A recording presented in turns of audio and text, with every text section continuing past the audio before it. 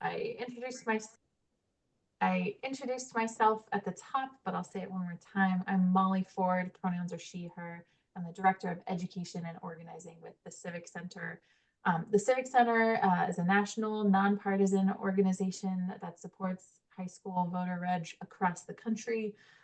We've been so lucky to work with Open Democracy for the last several years now on researching the barriers to voter registration that young people face and getting to work to address them through workshops and voter registration efforts like the ones that we're going to talk about today. It's really thrilling too to see so many returning students who have now done this once or maybe even twice in their schools. We have learned so much from their experiences leading these efforts in their communities. One of these workshops is our opportunity to capture that knowledge, reshare it, recirculate it, so that ultimately we can achieve the goal of making sure every young person has a meaningful opportunity to register to vote before they leave high school. So thanks so much for joining today. Let's dive in. The goals for today's workshop are as follows. We're going to start with why we care, why specifically the Civic Center and Open Democracy and all of you on this call should really, really be excited about the opportunities presented by high school voter registration. Then we're going to talk about who's eligible to register to vote. Who are we talking about when we say we can reach so many students and welcome them into our democracy by running a drive in high school?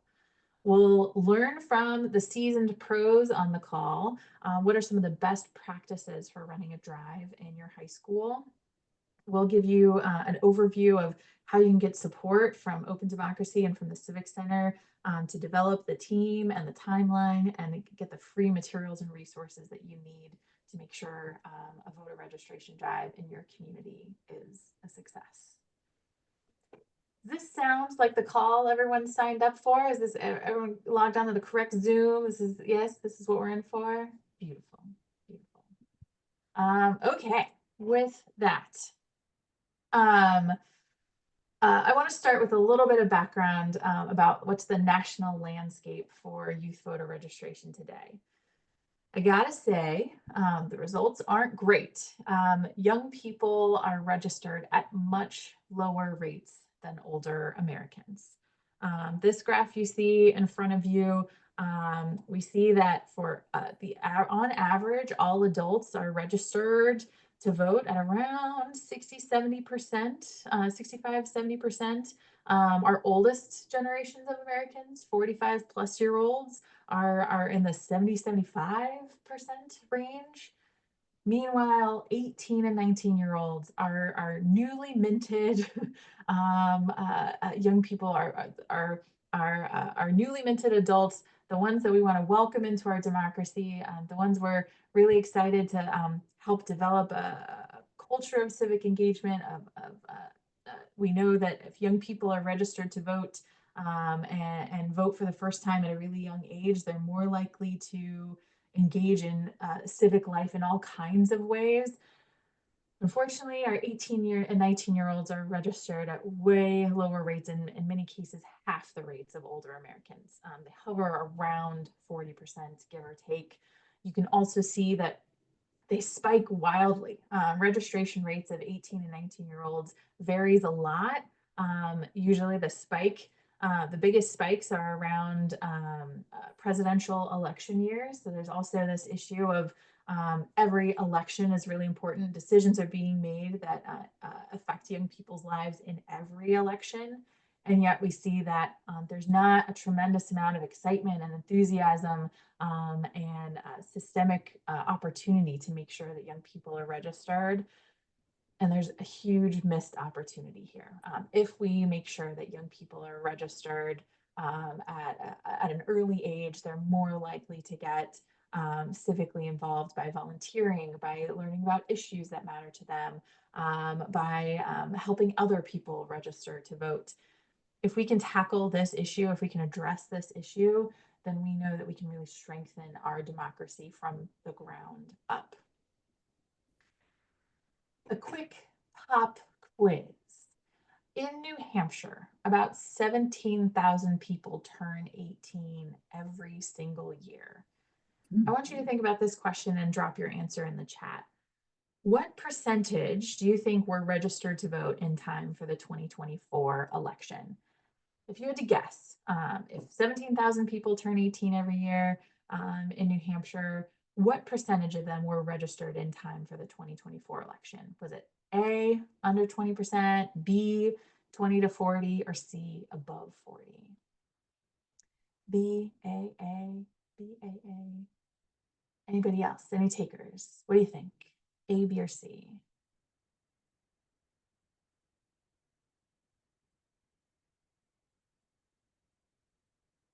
I got another Okay. A, but it was a direct message. I see. Yeah, good. Okay. A. B. We got some, we're low ballers here. Most people are saying under 20%. Now I have to say, I'm really thrilled for this next slide, actually, because for the first time since we started doing this presentation, the answer is actually B. Historically, we have been, when we've done this quiz, yes, we've said A, less than 20% of young people were registered to vote. But this is the first time since we started doing this work that we can say that we've moved up. We're upgrading. We've gone up to about 27% of 18 and 19-year-olds are registered to vote. This Molly, what's the new news? Are you allowed to share? I'm sorry. What are you referring to? What do you? After same day registration? I don't have the number right in front of me. Do you remember? 60. Oh, go ahead. Is it okay to say? Yeah. So we moved, New Hampshire was at 8% 2 years ago. We moved to 27 in October of 2024. But then after the election, New Hampshire went to 68% of 18-year-olds registered to vote. 63. 63, sorry, 63. This is hot off the presses. This has not even been published yet. Wow. The Civic Center and Open Democracy.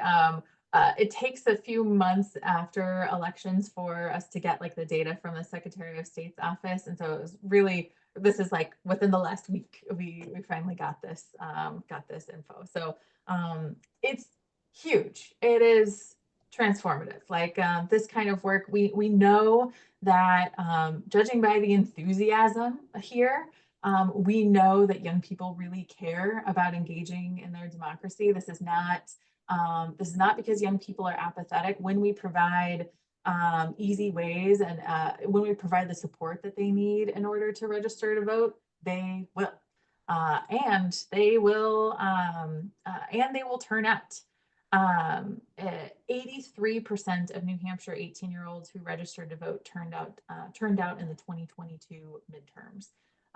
We know that young people really care about participating in our democracy, but there's a huge gap that we need to address. We need to make sure voter registration is easy, convenient, is something that they can take advantage of, because we know that they will use their voice when they have it.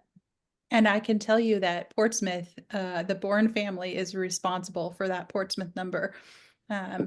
Sam, Miles's older brother, who ran a drive a few years ago, and Miles, who took it over from his brother. These numbers in the towns are directly related to the drives that were held in school districts. Yes, we see this snapshot right here, this future voter scorecard, breaks down based on population size, the top 20 cities and towns, and the estimated rate of 18-year-old voter registration. And we know that making sure that voter registration in high school, we know based on the drives that we've been able to support in the last 2 and 3 years, that hosting drives in high schools is one of the most effective ways to boost these numbers and make sure 18-year-olds are registered at the rates that they deserve. Any questions on the data so far?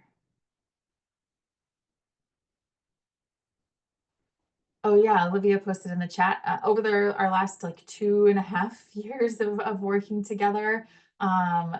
41 New Hampshire schools have had voter registration drives, and in some cases we're starting to build. We're starting to see. I think that's 41 drives in 30 schools, if I remember correctly. Yes, sorry. We're starting to see schools like Miles where the actual most effective way we can make sure voter registration these drives have the impact that they deserve is if they become a ritual, if they become a tradition, if this opportunity is provided to high school students every single year, not just if there's a big midterm or a presidential election. We want to make sure that young people every single year are welcomed into our democracy. All right. All right. With that, now we know how impactful high school voter registration can be. I want us to hear from a student who's ran a drive herself about what this process can look like and how it's worked on the ground. So Maddie, I want to turn it over to you. I don't know if you want to introduce yourself, or Sam, do you want to introduce Maddie? Yeah, I can introduce Maddie real quick. Maddie was one of the first high school students that I connected with when I started my role here. And I still think that she has the record for most obstacles overcome uh, to holding a voter registration drive. And she'll probably talk a little bit more about that. Um, but we honored her with an award, same with Miles as well, at our annual meeting last year for their respective work holding these drives. And so you guys have a very special list of speakers here to let you know about their personal experiences with this initiative. So with that, I'll hand it over to Maddie. Hi everyone, I'm Maddie. I'm a freshman in college now. I go to the University of Rochester, but last year I was a senior at Exeter High School, and I did host the first voter registration drive there since at least I was in high school. So a little bit about my drive. I had it structured so it was worked into senior week, so it was over 2 days during the advisory time during senior week for about 35 minutes. And we were able to register about 45 eligible voters. So it was big for me. That's about 13% of our class. So at the time it was higher than the New Hampshire 8%. So that was big. But yeah, so I started my drive in one of these workshops similar to this, actually. I was in person, but I did get to meet with like a few people who had ran a voter registration drive, and I worked at the Civic Center, and I was introduced to open democracy. And I was introduced to Miles and his family as well, and their Portsmouth drive. There are 6 towns that go to Exeter High School. So to structure your drive, you do need 6 representatives at least from each of the towns to be able to register everyone in my school. Yeah, so I started this process probably a few months before before my actual drive happened. At first I reached out to every town just to see if they'd be interested in participating. And at first I did not hear back, or I heard mixed things from different towns, but I did go to them first. And then after that, so yeah, we can circle back to that because I did have a few issues with some of the towns, but you just need to be persistent. And then I did have to reach out to some of the people in Open Democracy, some of the people in my community, to just make sure the point was across, because there were some people who did not want to participate. But I think just with that, you just need to be persistent. Reach out soon, like in advance, so you know that the issues are and you have time to talk them through. But after that, I went to there's a teacher at Exeter High School, Mr. provost who was interested in hosting a voter registration drive. He was the head of our student senate, so our student council pretty much. And they run most of senior week as well. So I reached out to him to see if this would be a possibility. And with that, I came up with this time during advisory. I then went to our principal, made sure this was okay, got this all set up. So I think the logistics of it was a big thing to make sure you just have that down. So then, because once you have logistics down, you can start putting out the word that you're running this drive. So I think that's a big thing, very important that you make sure you're announcing this drive not as soon as you can, but pretty well in advance, just so that everyone knows what you need to have when it is. That was a big thing. I think a lot of the challenges I had were with involvement. So announcing early what to bring, what to have is very, very important. So I did have an email correspondence with every supervisor or representative from the towns that I was working with. And I did just have to keep going back and forth. Most towns were very, very happy to participate in my drive. And it was quite easy to just be like, okay, here's the time, here's what you need to bring, and join us. And that was nice. But the pushback I did have was just more of a worry that then if they made this a possibility to come to my drive, they need to make a possibility to come to anyone who asked, which in my opinion, I don't think that's that bad of a problem to have, that you should be going to every place to register. But this was an issue with some of the offices I worked with, so that was very important. But with that, I just went to Sam. I expressed what was going on, and he reached out. We just had a ton of people reach out who were very passionate about this and just kept putting the pressure pretty much on these people to show up and register everyone. And I think that was really what helped bring that through at the Well, end. and also one of the supervisors of the checklist didn't want it to be called a voter registration event. They wanted it to be called a voter form collection. So Yes. you changed the name and Yes. accommodated them. I did. If you look, I think on the poster it says a voter form collection. That was important. I think a voter registration form collection. That was very important to one of the supervisors, that we expressed that this is not when they are getting registered, but is in fact just where they're collecting the forms, and they would be registered at the next meeting of the supervisors of the checklist. So, I mean, that was a simple thing that I could fix. I mean, everyone had to compromise, so I think that was an easy thing for me to say, okay, that's what we'll call it.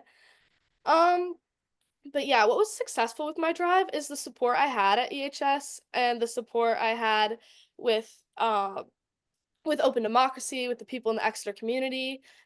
This is an issue. Maybe people don't know this is an issue, but it is something that seems pretty easy to fix. So why wouldn't we host a voter registration drive? I think what was successful with mine as well is I do have an underclassman that is working on the same drive as well. So I think that is really important that you get an underclassman, because as a senior, this was the only time I'd be able to put this on. So I got an underclassman that put one on in the fall, and I think is gonna do another one in the spring as well. So I think that is huge to the overall, like, making this a tradition. The setup of my drive I found very helpful as well. Having it over 2 days, it was only about 35 minutes each day, but having it over 2 days made it really helpful to the people who showed up the first day and was like, oh, I forgot to bring this, I forgot to bring that, and then came the next day. The first day, I think I only registered about 10 to 15, we only registered 10 to 15 people, and then the second day we did register about 30 people who were eligible. So I think that was a big part of our day, was the setup. And then, yeah, so that was big. And then some of the things I would change is if I would reach out for help sooner. I think for a while I kind of was like, okay, like, let me keep pushing, let me see what happens, and nothing was working. I mean, at the time I was 17, so as a 17-year-old student, many older adults would not want to listen or be told what to do. So I think reaching out to Sam, reaching out to Open Democracy, as well as some of the people in the community who do kind of have that pull, it was huge for me, and did overall, it benefited the entire drive. I think that sending announcements to the eligible voters as soon as you can is important. That was a big thing. I feel like the involvement, as a class with about 340 people, I do think that I mean, 45 is amazing, but if we could have gotten more by getting that involvement out and getting the announcements out and getting that involvement up, I think that would be really beneficial. And then another thing, I talked to a lot of the people who are being registered, and getting an email, even if it's just an email out to the parents list of the eligible voters, is a big thing, because a lot of the people who would come to me, they'd be like, oh, like my parents wanted me to do this, but I just didn't have the time or didn't know when I would do this. So when they heard this was going on, like they just had me do it at the school. So I think having a message out to the parents, just get everyone involved in this process. I mean, registering to vote is a big deal. I got to register during my voter registration drive. So I think that like just this is a big deal for everyone.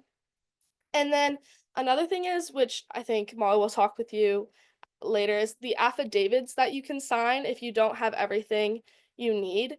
Almost some of the supervisors were almost not letting you know this was a possibility. Is this still a thing? Actually, it's not a Can't thing anymore? Never mind then. But okay, so just making sure they have the right things to bring would be huge. I think there are multiple things that can cover different sections, so maybe even having a list of like the least possible things you could bring would be nice, because people would show up with either too much or too little. So I think like having a list that's like, oh, you need your driver's license, your passport, and your birth certificate, and you're set, or that would be really helpful as well. So just removing that confusion. But overall, I'm really happy about the success of my drive, and I'm glad that we have an underclassman that is going to continue. Just in this photo right here, Molly's just going to continue this with open democracy, and I hope this is something that can continue at Exeter High School. Yeah, I mean, I don't know if you heard, but Amalia did hold one at the end of February, and she's trying to hold one again during graduation season. So you started a trend at Exeter High School and started that culture. So congratulations. Thank you so much. Alrighty, real quick. I put in the chat, but I'm proud of her for recruiting one of her teammates on softball. So she, didn't find, a teammate for the voter registration drive in the, student senate. She found it on the playing field of the softball team. So don't narrow yourself to just certain clubs. You can find students that care about this on the softball field too. Alrighty, awesome. Thank you so much for sharing, Maddie. Real quick, I also wanted to let Miles tell his story a little bit about Portsmouth High School. There will be a photo from one of Miles' drives later in the the presentation, so you'll kind of see what his drive looked like as well. So I guess I'll pass the mic to Miles, and he can tell his side of the story. Yeah, so for my drive at Portsmouth, what we do is similar to Maddie during senior week. We have, let's say that seniors need to return their Chromebooks. We say, hey, we're going to host a voter registration drive during it. So what happened last year is all the seniors had to sign a document saying, hey, I met everything to graduate. And the idea was, if they're in the gymnasium, why not register to vote if all they have to do is sign a couple documents? So that was the principal idea behind our drive, also known as the Can't Ballot, because that's during one of the things you have to be to graduate from the Portsmouth High School. So the process for our drive is typically, just because I forget how many years, but we've been doing it for a couple years. So after second semester ends, we reach out in like mid-February to the city clerk officials once we hear the graduation date. And it's usually a Tuesday from like 12 to 1 or 1 to 3. And we reach out and we say, hey, can you attend? And then similar to Maddie, there is a lot of pestering just because we do email, then we do phone call, then we go in person, and then hopefully by that it doesn't work. And then we keep on pestering until they get and say, yeah, I can do the state. But a big thing that we have found helpful is to plan in advance, as as the city SOCs sometimes get a bit busy, and it's helpful to have it in advance. But other than that, the biggest thing, 5 community towns go to Portsmouth, so not as many as Exeter, but still 5 towns, which can sometimes be a hassle to get all the SOCs. Supervisor checklist to go. But besides getting the supervisors of checklist to attend, the biggest thing I'd have to say is communication, because sometimes you do forget how forgetful high schoolers can be. And it's really important to just remember to bring the 4 documents and to streamline it as many as possible, as the whole model behind what I say to the people that are running it with me is you can never over communicate. So we literally create a list of how many ways we can communicate. And we say to the seniors maybe 10 or 12 times what they need to bring, how they need to bring it. We have like a senior meeting, we hand out the document, we're like, hey, this is what you need to bring. And so it's just a lot of communication, just because you do need to bring at least 2 documents, and sometimes bring 1 document in high school can not happen. So it is very important to communicate. But other than that, the thing that we have found helpful to make it a recurring drive is we have like a Google folder with all of the presentations, all the flyers, all the posters. So all we have to do is just print it out each year and distribute it, and just get new approval from the school to do speeches at graduation ceremonies or do presentations. So for us, the recurring process, once it gets going, it's became easy. But yeah, that's the story of Portsmouth. Awesome. Well, that was awesome. I always love highlighting these 2 drives in particular, because they really did everything well across the board. What they said, like communication and overcoming obstacles, they did everything picture perfect. So um, thanks to Maddie and Miles for sharing their story. All right. Next up, now you've heard a little bit about what drives look like in the real world. Let's talk about how to make it happen, how to start a new one. The first thing that we'll need to learn about is the eligibility and ID requirements in order to register to vote.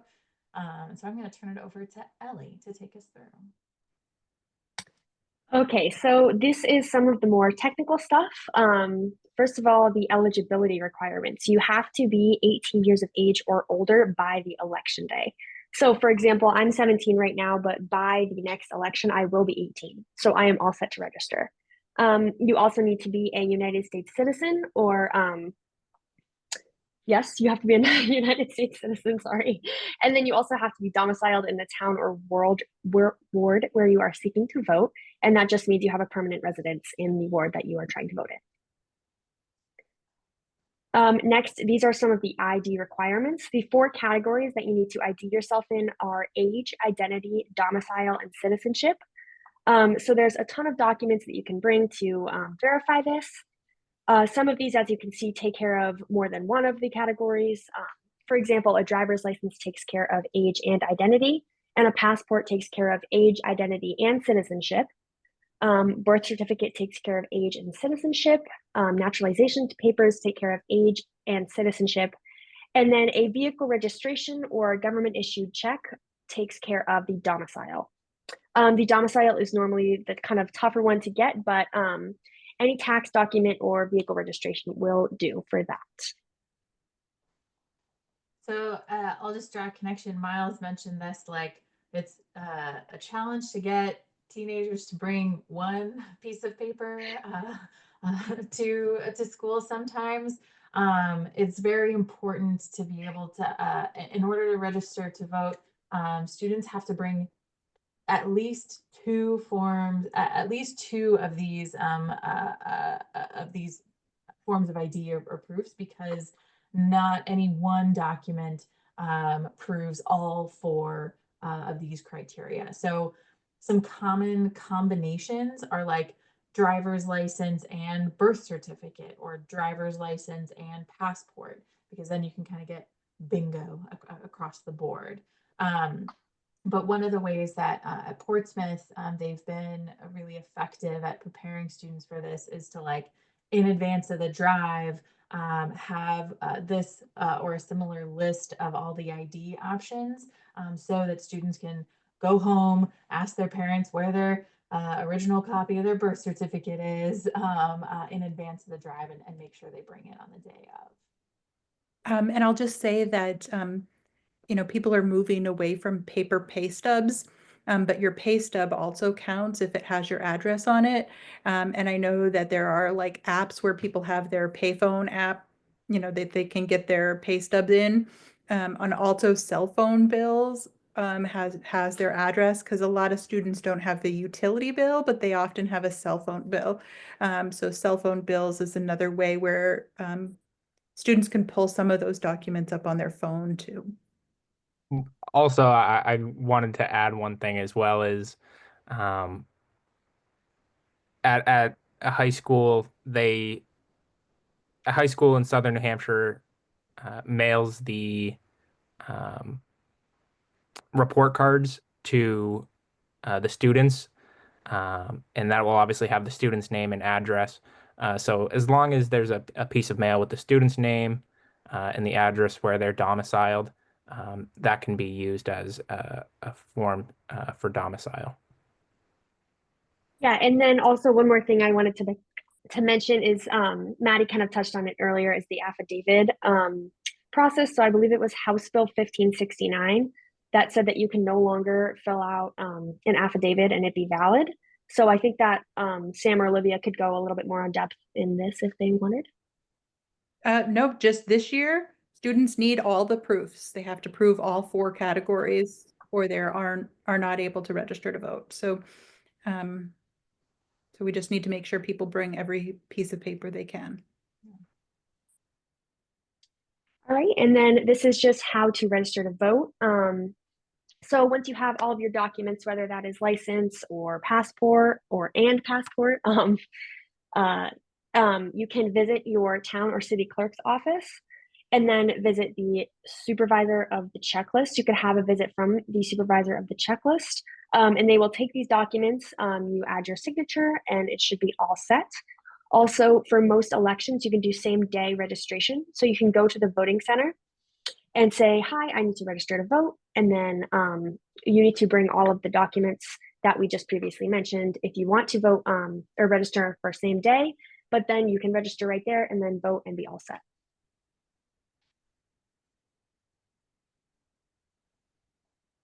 And then also, what is on the voter registration form? It's kind of weird, but we can't actually show the form. So this is just kind of what's on it. You're going to need to fill in your full name, your address and ward number, your place and date of birth, your date of naturalization if you were born out of the US, any previous registration information, political party or affiliation. Political party affiliation. So that would be Democratic, Republican, or Independent. Proof of age, identity, citizenship, and domicile, which we discussed earlier. And then finally, just a nice signature. And I will say that if you live in a town, you don't have a ward number. So this confuses students a lot.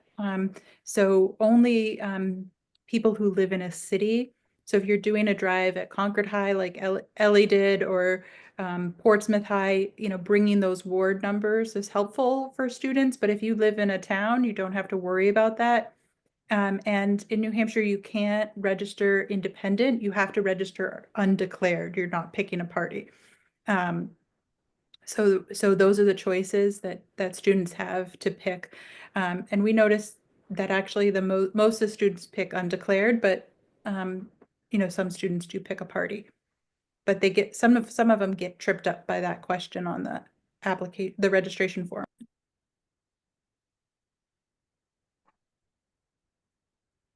We had a question in the chat. Is there something we can circulate with a list of all possible ways to prove domicile? Yes. The Secretary of State has a list on their website, which I'll put in. It's a 6-page list. It's written in legalese, so don't be confused by that. But I'll drop that in the chat right now.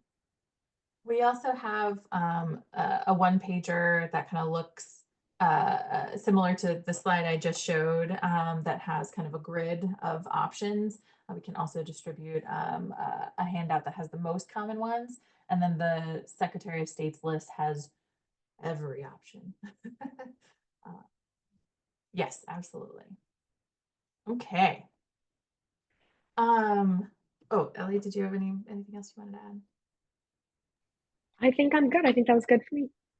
Excellent. So now we've heard how these drives have been successful on the ground. Now we've learned about the eligibility and ID requirements. Now we can talk about how we can even get this started this semester, this year, make sure high school students that are about to graduate in a few months' time are ready to vote before they fly the nest. This is our campaign, Cap, Gown, and Ballot. We believe graduation season is voter registration season because we have to wait until students will be 18 by the next election in order to register. And most students will be 17 or 18 on their graduation day.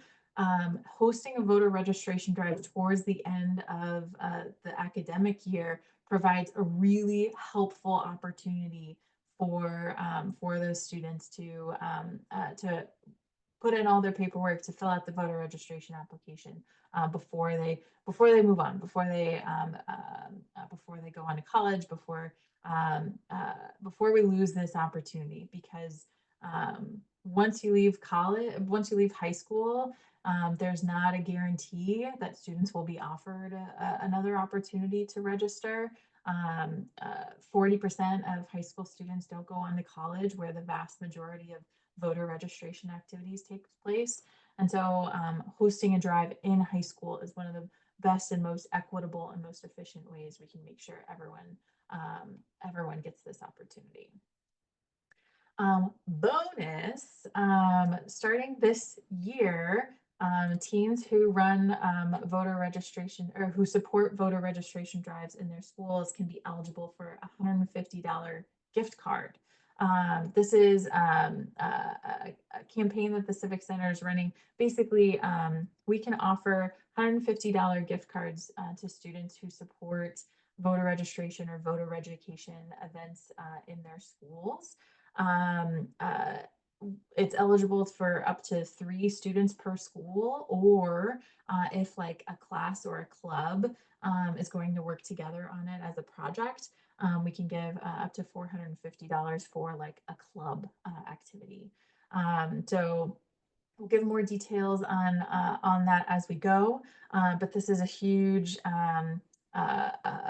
incentive for teens, but also really rewards like the actual work that it takes to get voter registration events happening in a school community. So I think it's definitely justified. All right. I'm going to turn it over to Sam to take us through some of the steps for running an effective school drive. You'll hear some echoes that Maddie and Miles shared about their drives, but we'll kind of take you through this step-by-step process. Okay? Yeah, thank you. So right now we're going to go through some strategy in a quick, easy 5-step process to help nail down some stepping stones for you to putting a high school voter registration drive together in your community. Up in the top right corner, you'll see some best practice tips that we've put in. Those are taken from the best practice guide that Open Democracy recently published in 2024. That document can be found on our website as well if you wanted to read the full document. So I guess I'll get started here on step 1, and that's choosing your strategy. This one here, Ella from Laconia, she had a walkthrough event where classes were brought to the library.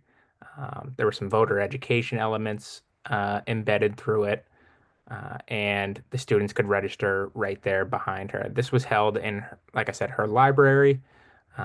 So it's a big space that can accommodate a lot of students at one time. Down in the bottom left, that's at Alvern High School, which registered 52 students in 2023.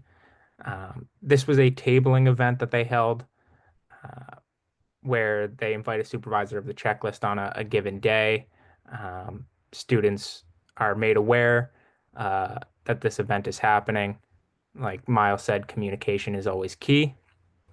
And then the students during, whether it be similar to Maddie's, where it's an advisory period, or a lunchroom that goes throughout the day for the different lunches, the supervisors of the checklist are set up right there, so it makes it easy for students to register. So inviting a supervisor of the checklist or a town clerk to your school is one strategy. The next, you could take a field trip to your clerk's office. This was done by Franklin High School, I believe, in 2023 as well. They are right across the street from their town hall. And so instead of inviting a supervisor of the checklist or inviting a town clerk, it's easier for them to just cross the street and register right there. Now, I'm from Manchester. We have a lot of different schools, and none of them are particularly close to the city hall, not within walking distance, I should say. And so that may be off the table for schools that aren't located, for example, right next to town hall or city hall. And as you heard from Maddie and Miles, they both went to a regional high school that had students from multiple towns. And so regional high schools like that will have to invite multiple towns supervisors. So for Portsmouth, you have to invite the Portsmouth town clerk or supervisor of the checklist. I believe Rye is another one that they have to invite, and so on and so forth down the list. So, the best practice tip up in the top right is consider the unique situation that your school is in, and use that unique situation and turn that to a strength for your drive. Sam, we had a question in the chat that I was wondering if you could speak to. Heather asked, can you speak to how non-students can assist with this process? Retired, out of the classroom, former teacher, how can other kind of community volunteers support schools in running a voter registration drive? Yeah, that's a good question. We get that a lot. And like I said, each school is going to be a little bit different. But the main connecting piece that I always like to say to volunteers who are maybe outside of the school is to lean in on your relationships, whether that be, maybe you have a grandchild who is in the school system, or, for example, you said you were a former teacher. Use your connections to the administrations in your school district, whether that be the local high school principal, school board members, others in your community who may have a different connection to somebody. So spreading that word and building those connections and thinking, who do I know in my community that could assist with this process, and trying to get that word out to them is the big thing. Occasionally, we have had volunteers set up drives on their own. For example, Interlakes High School was a school that was a purely volunteer run drive. The volunteer basically contacted the schools, ran the idea by them. They said, "Yeah, that's great. We love that idea. We just maybe don't have the connections that you have. Can you reach out on our behalf to get the supervisors of the checklist to attend?" And they ended up holding a drive, and it was pretty successful. So to answer your question in short, is lean on your connections. Who do you know, and how can we push this idea further in your community? And also, we're here to help. I see that you're from Hopkinton. Hopkinton has done a drive in the past, but Jean Lightfoot was the supervisor of the checklist, but I know she didn't run again. We have the name in an email of who Jean worked with at the high school. So happy to sort of share that intel that we have from a former drive in Hopkinton. But also if you're able to help out, I think we have a drive in Kearsarge, but if you're able to help out in some of the surrounding towns too, if you know of any former teachers, we really would love to sort of get, Henniker to have a drive or some of the other communities around you. All right. So Sam shared what are some different drive strategies. There's kind of there's the approach of inviting supervisors of the checklist and or town clerks to your school to register students. There's the strategy of doing a field trip to a town clerk's office. There's also yeah, I think those are the two main ones. I'm curious if anyone has any like thoughts or questions. What drive strategy are you thinking of? Are you considering? Could you see supporting? Oh yeah. One more strategy. Tuesday is town meeting day. So if your town is having a town election on Tuesday, they can register to vote at the polls on Tuesday for town meeting. So that's another sort of, I know it's like really quick turnaround. But town meeting day in a lot of communities is Tuesday, March 11th. So hyping up same day registration, that can totally be another strategy, especially like because students have to make sure they bring the appropriate ID with them to the polls. Then one strategy for a drive can just be supporting a school in educating their 18-year-olds on what forms of ID they need to bring in order to register same day. Right. And I know like Oyster River High School, polling place is at Oyster River High School and the kids are at school. So they just have to go down the hall and register to vote. I'll open it up to questions. Does anyone have questions on any of these drive strategies? What are you thinking? Any thoughts from the group?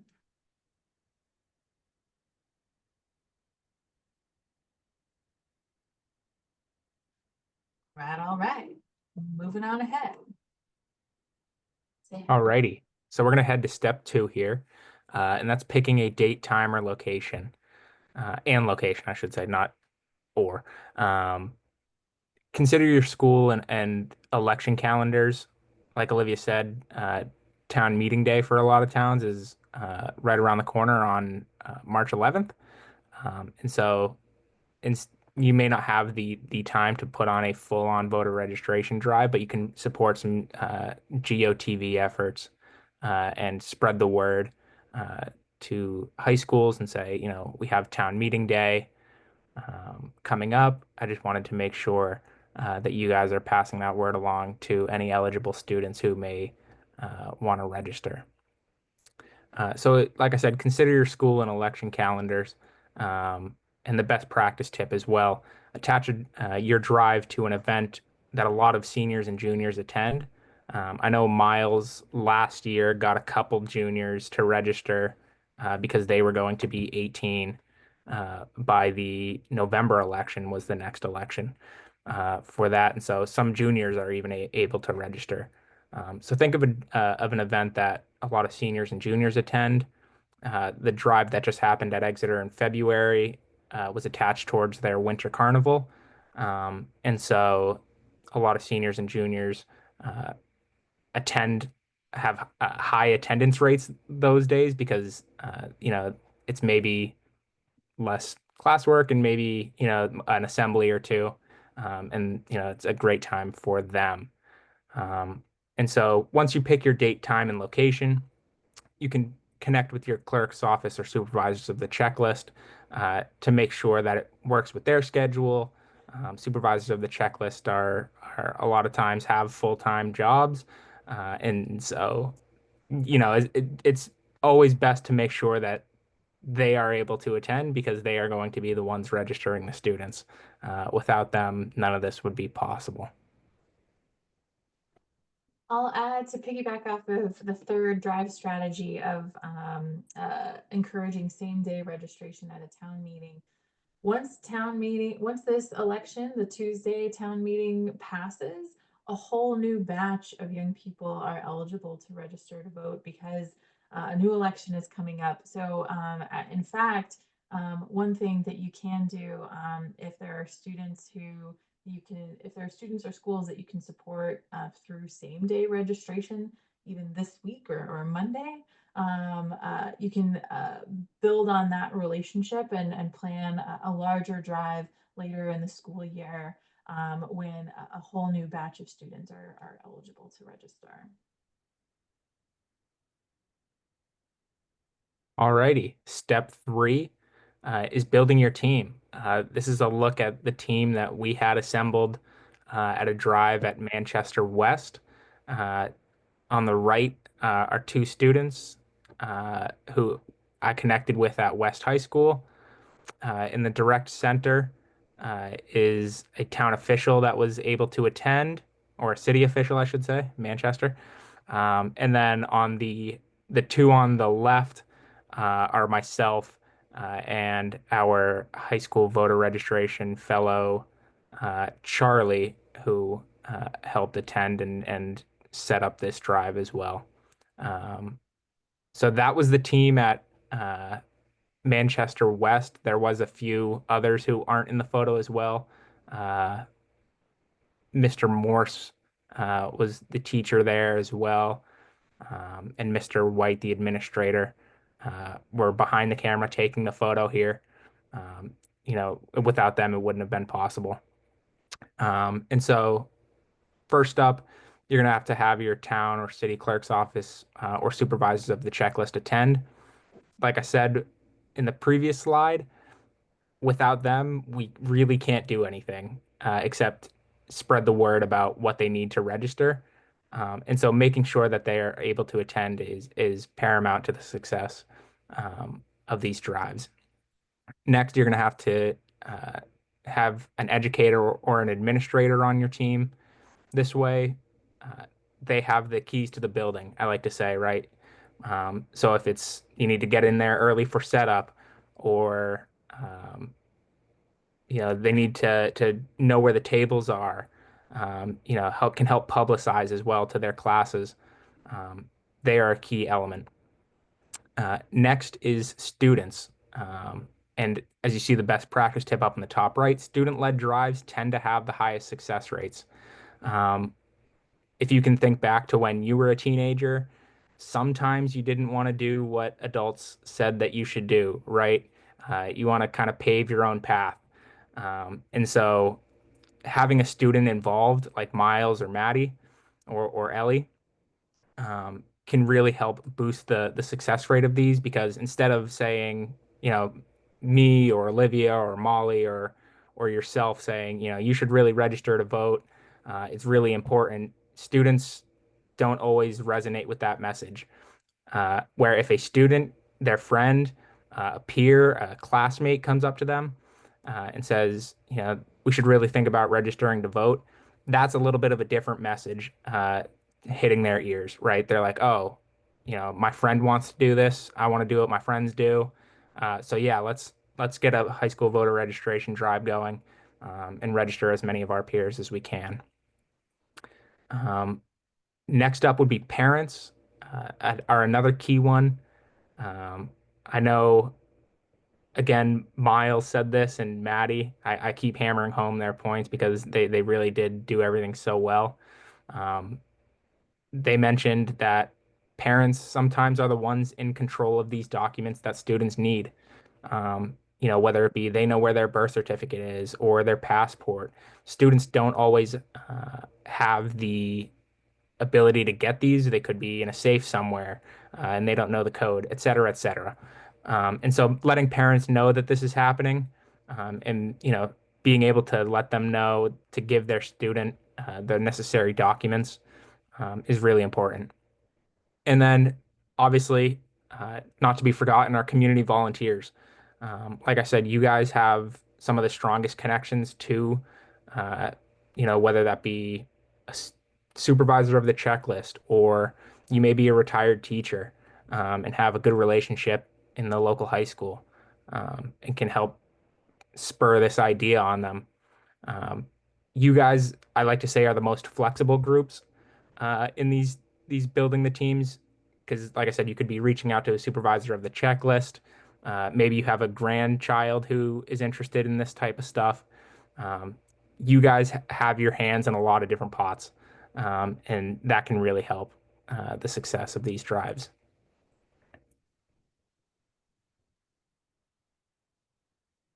Alrighty. Step 4 is promote, promote, promote. Uh, I always like to say this is of the utmost importance. If you do all this work, you invite all the supervisors of the checklist, um, everyone's all set, everyone who organized it knows that it's happening. The day comes and nobody shows up because nobody knew that this event was happening. All that hard work that you just put in the first 3 steps is kind of null and void now. Uh, Nobody registered, nobody knew that this event was happening. And so the students just didn't show up. And so the Civic Center, Open Democracy, we both have toolkits to help promote this. We have social media posts that can be thrown up across different social media platforms, Instagram, Twitter or X, Facebook, whatever it is. We have those template social media posts. We have template emails that you can send to schools, administrators, principals, parents, letting them know that this event is happening. Send out texts. Students nowadays are all in group chats talking about class, uh, their history class, or events after school. Students utilizing those text chats um, are really important to the success and promotion. We also have sample flyers and posters that can be put up. Kids walking down the halls see a poster or a flyer. They say, "All right, great. I didn't know this was happening, but now I know."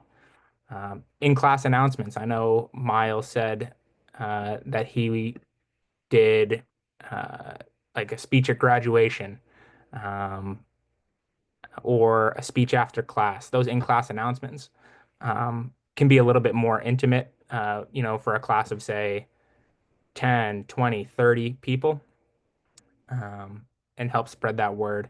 Like I said, student to student, or even teacher to student as well. And then community, parents, local media. Um, the best practice tip up in the top right corner: invite local news organizations to cover the event. I know Maddie was featured in the New Hampshire Charitable Foundation's annual report or spring report. Um, she reached out. They heard what was going on and said, "Yeah, we want to cover this. We really want to cover this story." Um, I know Miles, again, for example, had a article posted in Seacoast Online, um, and so these news organizations can help. Uh, I don't know, legitimize, I guess, right? The idea that these voter registration drives are important and necessary in these communities.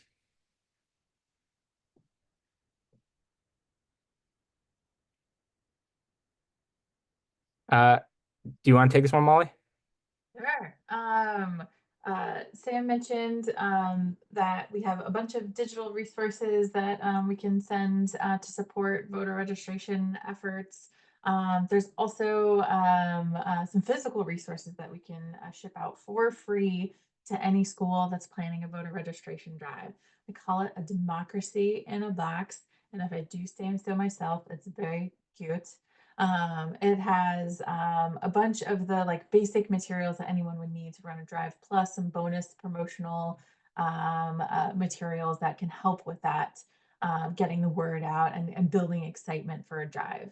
Um, Clipboards, pens, t-shirts for drive organizers, stickers, buttons, posters. We partner with Vote Writers, which is a really incredible nonpartisan organization that helps support folks in understanding their state's voter ID laws.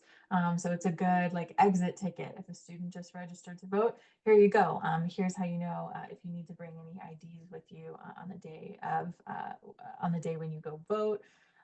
Again, we want to make your voter registration drive as easy and as seamless as possible. So we try to provide all the digital and physical resources you need in order to get it off the ground. Awesome. I saw Olivia posted the links to the stories that I mentioned in the chat. I'd encourage everyone to go take a look and read through those stories to see a little bit more about Maddie and Miles Drive. The final step here, and you heard both students mention it unprompted, is to make a lasting change, making a plan for passing these drives down from year to year. Obviously, seniors age through high school and they're going to no longer be there. So the best practice tip, again, up in the top right corner, think about connecting it to a class office or a club or a student group. Maddie, for example, passed it down to an underclassman who was a freshman. Now that student is a sophomore. She held one in February, and she's hoping to hold one again in May. Miles, for example, Portsmouth connects it to their class office. So the juniors this year will hold it for Miles' senior class. And then after this year, those juniors will move up a grade, turn into seniors, and the class below them will help put the voter registration drive on uh, for the class that's doing it for Miles. So it's helping pass that torch along year after year and making sure that students in your community get registered not just this year, but every year.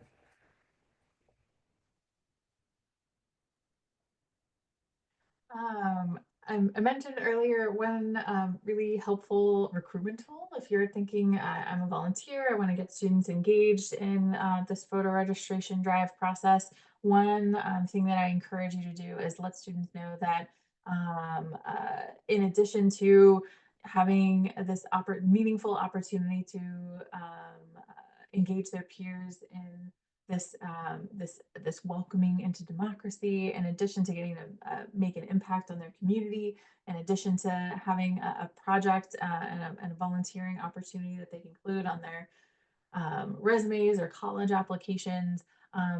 They're also eligible for a $150 gift card. If they attend a workshop, get connected with Open Democracy and the Civic Center, plan and run an event and report back to us, tell us how it went, they can get, then they're eligible for this nice reward for all of their hard work. Do we want to do breakout rooms or? I mean, we can always keep it here. It looks like we were going to use the breakout rooms because there was a lot more RSVPs than folks who ended up attending. But we can always keep it here, open it up to you guys who may had questions. I saw some questions in the chat. If you guys have any questions to ask Molly, Olivia, Ellie, or I, we'd be happy to answer. I know Miles and Maddie had to leave. They both had different sports practices that they had to get to. But if you have a question for them, I'd be happy to connect you guys after. Any questions? Thoughts, questions, concerns?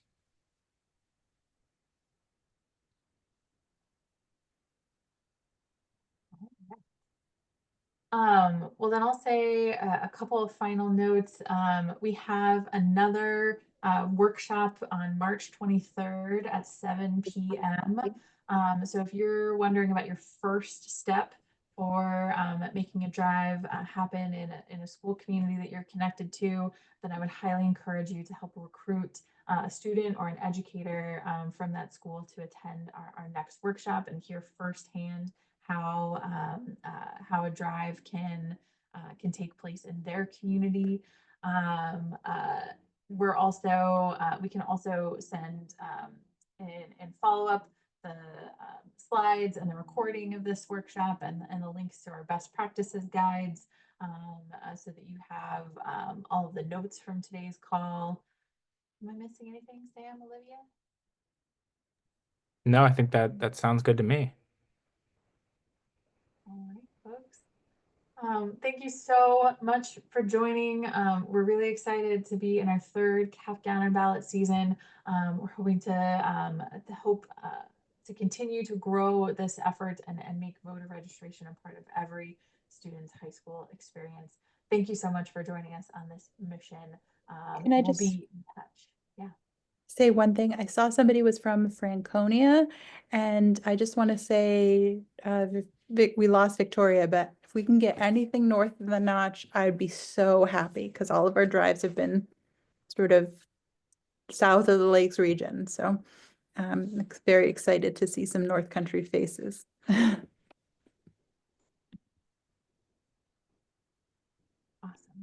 And Susan already has a high school teacher ready to help. Awesome. Thanks, Susan.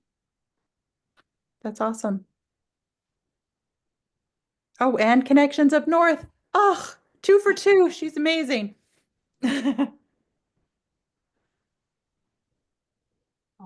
All right. Sounds good. We've got some irons in the fire. Sam and the team will be in touch to help follow up on some of your leads. Very excited to see these drives come to life. Thanks so much, everyone, for spending your evening with us. Have a good rest of your day. Thank you. Bye. Thanks, everyone.